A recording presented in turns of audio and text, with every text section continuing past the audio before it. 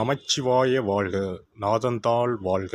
இமைப்பொழுதும் என் நெஞ்சில் நீங்காதான் தாழ் வாழ்க. வாழ்க வளமுடன். அனைவருக்கும் இனிய வணக்கங்கள். அனைவருக்கும் இனிய புத்தாண்டு வாழ்த்துக்கள்.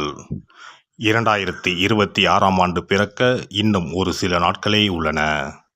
ஒரு வருடம் என்பது சாதாரண விஷயம் கிடையாது. 12 மாதங்களில் ஒருவரின் வாழ்க்கை மேலேயும் போகும், சரிந்து கீழேயும் போகும். 12 மாதங்களில் ஒருவரின் வாழ்க்கை தலைகீழாக கூட மாறும். அந்த வகையில் உங்கள் வாழ்க்கையில் என்ன மாதிரியான மாற்றங்கள் எல்லாம் நடக்கும், உங்களுக்கு எதில் ஏற்றம் ஏற்படும், எதில் சறுக்கல் ஏற்படும் என்று சற்று விரிவாக காண்போம். இந்த ஆண்டின் தொடக்கத்தில் கிரகநிலைகள் என எடுத்துக்கொண்டால், குடும்பஸ்தானத்தில் சந்திர பகவானும், சகோதரஸ்தானத்தில் குரு பகவானும், புத்திரஸ்தானத்தில் கேது பகவானும், பாக்கியஸ்தானத்தில் சூரியன், செவ்வாய், புதன், சுக்கிர பகவானும் உள்ளனர். லாபஸ்தானத்தில் ராகு பகவானும் சனி பகவானும் உள்ளனர். குரு பகவான் 5ஆம் பார்வையாக துலாம் ராசியையும், 7ஆம் பார்வையாக தனுசு ராசியையும், 9ஆம் பார்வையாக கும்ப ராசியையும் பார்வையிடுகிறார். சனி பகவான் 3ஆம் பார்வையாக மேச ராசியையும், 7ஆம் பார்வையாக சிம்ம ராசியையும், 10ஆம் பார்வையாக விருச்சிக ராசியையும் பார்வையிடுகிறார். இந்த கிரகங்களின் அமைப்பு மற்றும் பார்வையினால் உங்கள் வாழ்வில் ஏற்படும் சுப மற்றும் அசுப பலன் என்ன என்பதனையும், அசுப பலன் ஏற்படுமாயின் ராசிக்காரர்கள் செய்ய வேண்டிய பரிகாரம் என்ன, வழிபட வேண்டிய தெய்வம் யார் என்பதனை பற்றியும் முழுமையாக காண்போம். பிறக்கப் போகும் இந்த புது வருடம் உங்கள் வாழ்வில் வளமும் நலமும் செல்வ செழிப்பும் பெற்று வாழ்வில் உயரிய நிலையை அடைய எல்லாம் வல்ல எம்பெருமானை வேண்டி விரும்பி கேட்டுக்கொள்கிறேன். விருச்சிக ராசி அன்பர்களே, இந்த ஆண்டு மனதில் புதுவிதமான தன்னம்பிக்கையுடன் செயல்பட்டு வெற்றி காண்பீர்கள். குடும்ப உறுப்பினர்களின் எண்ணங்களை புரிந்து கொள்வீர்கள். வழக்கு விவகாரத்தில் பொறுமையாக இருப்பது நல்லது. புது வீடு மற்றும் மனை வாங்கும் சூழல் உண்டாகும். பொழுதுபோக்கு உபகரணங்களால் கையிருப்புகள் குறையும். இனம் புரியாத சில சிந்தனைகளால் மன அழுத்தங்களுக்கு அவ்வப்போது ஆளாகுவீர்கள். ஆன்மீகத்தில் நாட்டம் அதிகரிக்கும்.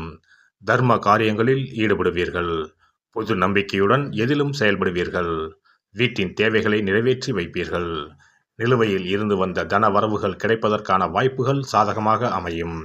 மூத்த சகோதரர்களின் ஆதரவு சாதகமாக இருக்கும். உத்தியோகஸ்தர்களுக்கு இந்த ஆண்டு போட்டித் தேர்வுகளில் பங்கு பெற்று பதவி உயர்வுக்கான சூழ்நிலைகளும் சாதகமாக அமையும். புதிய வேலை நிமித்தமான முயற்சிகள் கைகூடும். எழுத்து துறைகளில் இருப்பவர்களுக்கு சாதகமான சூழல்கள் அமையும். கடன் சார்ந்து இருந்து வந்த பிரச்சனைகள் எதிர்பாராத விதத்தில் அகலும். முக்கிய கோப்புகளில் கவனம் வேண்டும். வியாபாரத்தை பொறுத்தவரை இந்த ஆண்டு புதுவிதமான சில மாற்றங்களை செய்வதற்கான சூழல்கள் உருவாகும். வாடிக்கையாளர்கள் வழியில் ஒத்துழைப்புகள் மேம்படும். தொழில்நுட்ப விஷயங்களில் இருப்பவர்களுக்கு லாபம் அதிகரிக்கும். அழகு சாதன துறைகளில் விவேகம் வேண்டும். கொடுக்கல் வாங்கலில் இருப்பவர்களுக்கு முன்னேற்றம் உண்டாகும். பெண்களை பொறுத்தவரை இந்த ஆண்டு எதிர்பாராத சில வரவுகள் மூலம் கையிருப்புகள் அதிகரிக்கும். விலை உயர்ந்த பொருட்களின் சேர்க்கை அமையும். துணைவரின் தேவைகளை சூழ்நிலை அறிந்து நிறைவேற்றி வைப்பீர்கள். மனதிற்கு மகிழ்ச்சியான செய்திகள் கிடைக்கும். குடும்பத்தில் புதிய நபர்களின் வருகையால் சில மாற்றங்கள் உருவாகும். அரசியல்வாதிகளை பொறுத்தவரை இந்த ஆண்டு துறை சார்ந்த சில புரிதல்கள் உருவாகும். உயர் பொறுப்பில் இருப்பவர்களின் எண்ணங்களை புரிந்து செயல்படுவீர்கள். வித்தியாசமான சில முயற்சிகள் மூலம் நினைத்ததை முடித்துக் கொள்வதற்கான வாய்ப்புகளை உருவாக்கிக் கொள்வீர்கள். கலைத்துறையில் இருப்பவர்களுக்கு இந்த ஆண்டு பயண வாய்ப்புகள் சாதகமாக அமையும். தற்காப்பு கலைகளில் புதிய இலக்குகளை அடைவீர்கள். எழுத்து துறைகளில் சில முன்னேற்றம் உண்டாகும். புதிய தொழில்நுட்பங்களை சூழ்நிலைக்கு ஏற்ப பயன்படுத்தி மாற்றங்களை உருவாக்குவீர்கள். மாணவர்களை பொறுத்தவரை கல்வியில் சாதகமான சூழல்கள் உருவாகும். நல்ல மதிப்பெண்களை பெறுவீர்கள். திறமைக்கு உண்டான வாய்ப்புகள் ஏற்படும். வித்தியாசமான சிந்தனைகள் மற்றும் அணுகுமுறைகள் மூலம் மேல்நிலை கல்வியில் முன்னேற்றத்தை அடைவீர்கள். பேச்சு திறமைகள் மூலம் பலரின் பாராட்டுகளையும் அறிமுகங்களையும் பெறுவீர்கள். இந்த வருட கிரக அமைப்புகள் அடிப்படையில் விருச்சிக ராசி அன்பர்களுக்கு மனதளவில் புதுவிதமான இலக்குகள் பிறக்கும். புதிய செல்வ சேர்க்கைக்கான வாய்ப்புகள் உருவாகும்.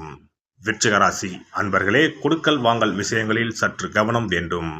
வாழ்க்கை துணையிடத்தில் விட்டு கொடுத்து செல்லவும். வெள்ளிக்கிழமை தோறும் ஆனந்தவள்ளி தாயாரை வழிபாடு செய்து வர சுபகாரியங்களில் இருந்து வந்த தாமதங்கள் மறையும். சிறப்பு தொகுப்பு. புத்தாண்டு அன்று செல்வம் பெருக நாம் என்ன செய்ய வேண்டும் என்பதனை பற்றி காண்போம்.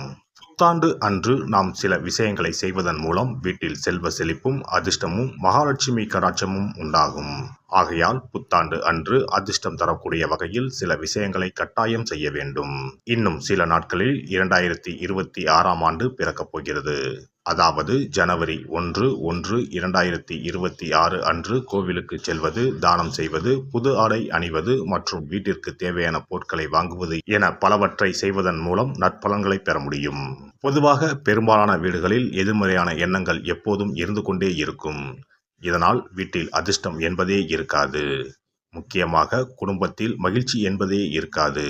இவை அனைத்திற்கும் தீர்வு கடவுள் வழிபாடு ஒன்றே ஆகும்.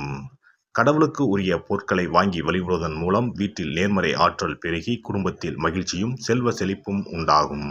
புத்தாண்டு அன்று வாங்க வேண்டிய 3 முக்கியமான பொருள்: துளசி இலை, ஏலக்காய், கல்லுப்பு. துளசி இலை, ஏலக்காய், கல்லுப்பு ஆகிய 3ம் மகாலட்சுமியின் அம்சம். ஆகையால் வருடத்தின் முதல் நாள் அன்று மேற்கூறிய 3 பொருட்களை வாங்குவதன் மூலம் வீட்டில் செல்வ செழிப்பு உண்டாகும். துளசி இலையை வாங்கி வந்து பூஜை அறையில் பெருமாளுக்கும் ஆண்டாளுக்கும் வைத்து வழிபட வேண்டும். அடுத்து ஏலக்காய் வாங்கி வந்து பூஜை அறையில் விளக்கின் அருகில் வைத்து வழிபட வேண்டும். செல்வ செழிப்பு உண்டாக்குவதில் கல்லுப்பு முக்கியமான பொருளாகும். ஆகையால் கல்லுப்பை வாங்கி கட்டாயமாக பூஜை அறையில் வைத்து வழிபட வேண்டும். வாங்க வேண்டிய பிற பொருட்கள் என எடுத்துக்கொண்டால் மல்லிகைப்பூ, மஞ்சள், குங்குமம், சர்க்கரை, இனிப்பு, பசும்பால், குத்துவிளக்கு ஆகியவற்றையும் வாங்கலாம். புத்தாண்டு அன்று அதிகாலை எழுந்து குளித்து பிரம்ம முகூர்த்தத்தில் பூஜை அறையில் விளக்கேற்றி வழிபட வேண்டும். அடுத்து கோவிலுக்கு சென்று அபிஷேக பொருள் வாங்கி கொடுத்து தரிசனம் செய்ய வேண்டும். முக்கியமாக புத்தாண்டு அன்று ஏழை எளியவர்களுக்கு தானம் செய்ய வேண்டும். மேலும் அறுசுவை உணவுகளை சமைத்து கடவுளுக்கு படையலிட்டு வழிபடுவது நல்லது. புத்தாண்டு அன்று பிறருக்கு கடன் தரக்கூடாது. நல்ல நாட்கள் மற்றும் விசேஷ நாட்களில் பிறருக்கு கடன் கொடுப்பதன் மூலம் வீட்டில் அதிர்ஷ்டம் குறையும். ஆகையால் சுப நாட்களில் பிறருக்கு கடன் அளிப்பதை முற்றிலும் தவிர்த்து விடுங்கள். புத்தாண்டில் நமக்கு நன்மைகள் அதிகம் நடைபெற வேண்டும். 2025ஆம் ஆண்டில் சந்தித்த பிரச்சனைகள், துன்பங்கள், போராட்டங்கள், கஷ்டங்கள் ஆகியவற்றில் இருந்து விடுபட வேண்டும் என்பதே அனைவரின் விருப்பம். புத்தாண்டு பிறப்பதற்கு முன் எந்தெந்த பொருட்களை நம்முடைய வீட்டில் இருந்து அகற்ற வேண்டும், இவற்றை வீட்டில் வைத்திருப்பதால் என்னென்ன பாதிப்புகள் ஏற்படும் என்பதையும், இவற்றை அகற்றுவதால் புத்தாண்டில் என்னென்ன நன்மைகளை பெற முடியும் என்பதை பற்றியும் தெரிந்து கொள்வோம். வீட்டில் இருந்து உடைந்த அல்லது சேதமடைந்த பொருட்களை அகற்றுவதால் துர் அதிர்ஷ்டங்கள் ஏற்படுவதில் இருந்து விடுபடலாம். இவைகள் எதிர்மறை ஆற்றல்களை எளிதில் ஈர்க்கக்கூடியவையாகும். உடைந்த பொருட்கள், பழுதான சாதனங்கள், விரிசல் விழுந்த கண்ணாடி, உடைந்த நாற்காலி ஆகியவற்றை வீட்டில் இருந்து அப்புறப்படுத்திவிட்டு புதியவற்றை வாங்கலாம். நல்ல நிலையில் இருக்கும் பொருட்களாக மாற்றுவதால் வளர்ச்சி, நேர்மறை ஆற்றல்கள் ஏற்படும். பழைய துணிகள், புத்தகங்கள், பாத்திரங்கள் ஆகியவற்றை வீட்டில் இருந்து வெளியேற்றி விடலாம். வேறு யாருக்காவது தானமாகவும் அல்லது மறுசுழற்சி முறையில் பயன்படுத்தக்கூடியதாகவும் மாற்றி அமைக்கலாம். இதனால் நேர்மறையான விஷயங்கள் எப்போதும் வீட்டில் நடந்து கொண்டே இருக்கும். தேங்கிய நீர், காய்ந்த பூக்கள் ஆகியவற்றை வீட்டில் இருந்து தூக்கி எறிவதால் எதிர்மறை ஆற்றல்கள் வீட்டில் பரவுவதை தடுக்கலாம். புதிதாக இருக்கும் மலர்கள், புதிய தண்ணீர் ஆகியவற்றால் வீட்டில் எப்போதும் புத்துணர்ச்சி நிறைந்திருக்கும், மகிழ்ச்சி மலரும்.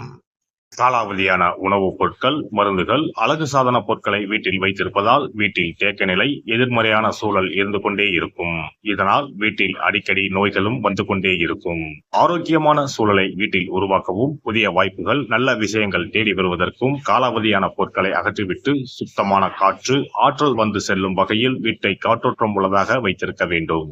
எல்லாம் வல்ல இறையருளால் நீங்களும் உங்கள் அன்பு குடும்பமும் உடல் நலம், நீலாயுள், நிறை செல்வம், உயர் புகழ், மெய்ஞானம் ஓங்கி வாழ்க வளமுடன். இந்த வீடியோ பதிவு உங்களுக்கு பிடித்திருந்தால் லைக் பண்ணுங்க, கமெண்ட் பண்ணுங்க, ஷேர் பண்ணுங்க, மறக்காம சப்ஸ்கிரைப் பண்ணுங்க, பக்கத்துல இருக்கிற பெல் பட்டனை கிளிக் பண்ணுங்க. நன்றி, வணக்கம். ஓம் நமச்சிவாய. சிவாய நம.